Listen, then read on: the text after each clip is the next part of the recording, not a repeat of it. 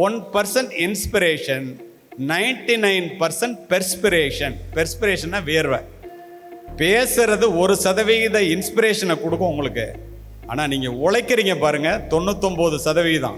அதுதான் உங்களுக்கு வெற்றியை கொடுக்கும். வியர்வையின் வெற்றி. நல்லா புரிஞ்சுக்கங்க, எவனுமே உழைக்காமல் வெற்றி பெற்றதாக இந்த உலகத்தில் சரித்திரம் இல்லை. இதை தெரிந்து கொள்ள வேண்டியது நீங்கள் தான். அப்போ எவ்வளவு உழைக்கணும், எவ்வளவு படிக்கணும் அப்படிங்கிறத நீங்க யோசித்துக்கங்க. இப்போ நான் உங்களை பார்க்குறேன். ஐ see something in you. I don't know what it is. You have to find it out.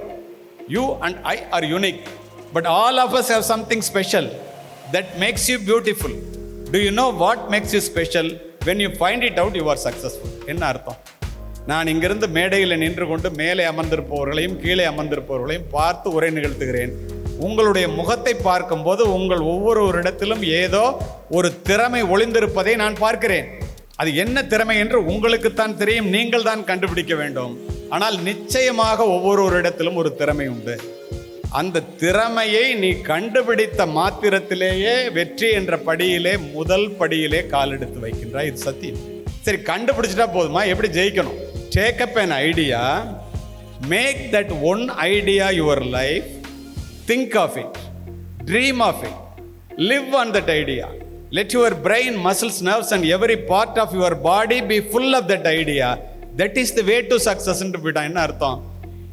Group 4 எழுத போகிறேன் சார், குரூப் 2 எழுத போகிறேன் சார், அல்ல குரூப் 1 எழுத போகிறேன் சார், இல்லை சிவில் சர்வீஸ் எழுத போகிறேன் சார்.